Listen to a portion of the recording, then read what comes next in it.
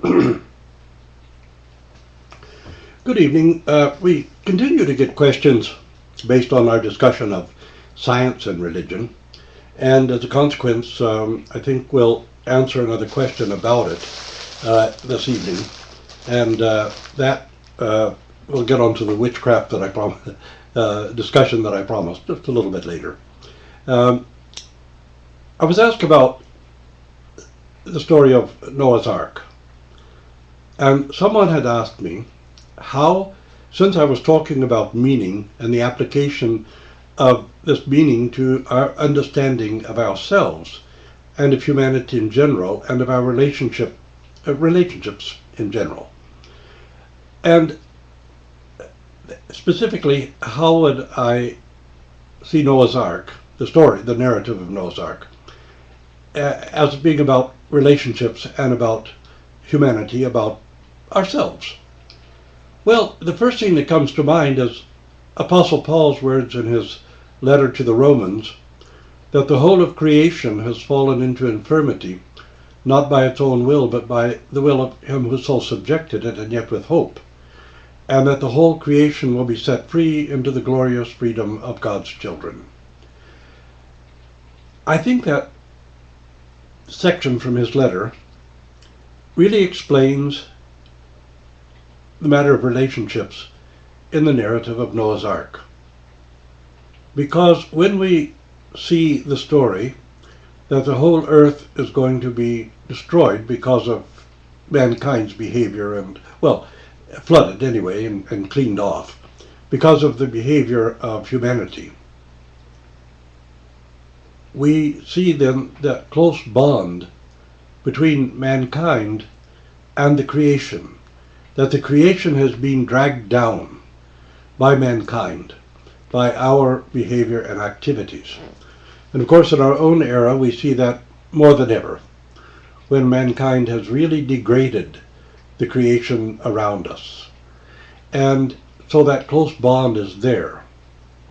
At the same time, Noah is commanded to take 2 by 2 of all the animals on board the ark.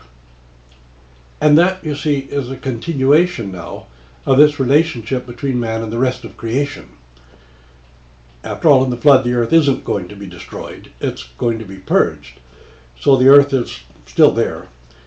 But when we see the ark as the only place where one would find salvation,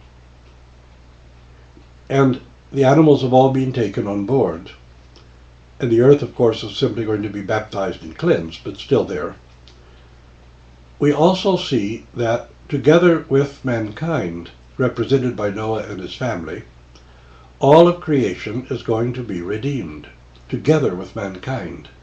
And it is through mankind that this bond of unity should be manifested the most, because mankind is a microcosm. We see that only in mankind is the material, the intellectual, the spiritual, are all united together. Angels are spiritual, they're not material. In all of our prayers we say the immaterial bodiless hosts. And energy, of course, fills the universe, and there's energy of matter throughout the universe. Mankind contains energy, matter, intellect, spirit. So mankind is really the point of unity for all that is being created. It all is encapsulated in mankind as a microcosm. So whatever we do is going to affect the earth upon which we live. And the earth was dragged down with mankind.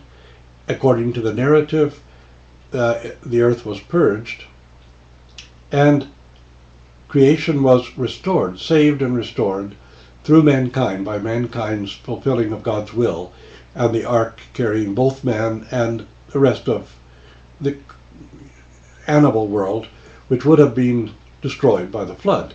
The rest of creation was not destroyed by the flood, so it isn't included. But in any case, we see this close bond between man and the creation.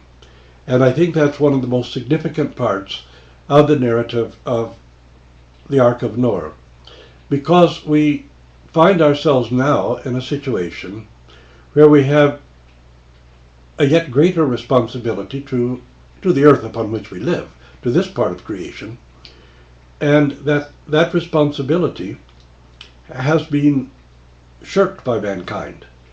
We turned away from that responsibility. We turned away from a reverence for our relationship with the earth itself. And because we lost that reverence for what God had created, we brought the earth to a point where our own life is in jeopardy, because we broke that bond, that unity, that reverence. And the earth is responding, as it must, by doing things that would perhaps exterminate us. The earth, wants to survive also, the created universe, and the created earth in particular. So we see that when we do not fulfill our responsibility and our reverence to the rest of creation, that there is a huge price to pay, that a catastrophe looms. If we fulfill our responsibility and our reverence for the rest of creation, then we would not have this catastrophe. And we can yet repent and turn back. Even the unbelieving portion of mankind can repent out of a fear of destruction, or realizing that we're destroying the earth for the children, grandchildren, and great-grandchildren, and restore that unity or that relationship with the created world. So really, in the story of Noah's Ark, we get some impression or idea of what has gone on with our world now, our biosphere, and what we have done to it, how mankind, through his misuse of his energies, through his sinfulness, has dragged the created earth down, degraded it, made it almost uninhabitable and unproductive, so that we can't really survive in our relationship with it if we continue on the path we're continuing on. And this is what happened in the time of Noah, that mankind had dragged creation down together with him, and that the faithful, the remnant, the faithful then fulfilled God's will, took upon themselves the responsibility for the animal kingdom, and took it aboard the ark, and it was saved, and the earth, which of course was not destroyed, the rest of creation, now purged and baptized, mankind was able to replenish it from what he had taken on board the ark. And so this relationship again of the redemption of both man and the created world is emphasized in two different ways in that story of Noah's Ark. And what does it say to us? Well, take a look around us. The ecological crisis has been brought about by mankind and by our loss of reverence and by our lack of gratitude to God for what he has created.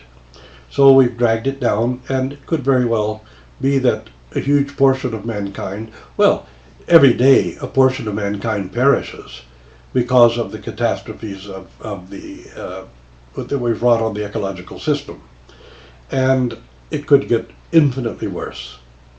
So those who are faithful, those who believe, those who have gratitude for what God has created, those who have reverence for creation itself, we can respond by trying to use at least our energies in a proper fashion and trying to encourage others to have this reverence for the created earth and realize that we're bound together by God with the rest of creation, and that whatever we do affects the rest of creation. So we need to see how this story of Noah then applies to our own life and what it says about true morality. Again, morality includes a reverence for the created world, a reverence for all that God has created and given, and enough love and concern for our humanity now living and for humanity which is to come, that we cherish and nourish the earth, and that we keep the earth sound and safe for the rest of humanity and for future generations. So the story of Noah and the ark does apply to us and reveal to us something of the meaning of life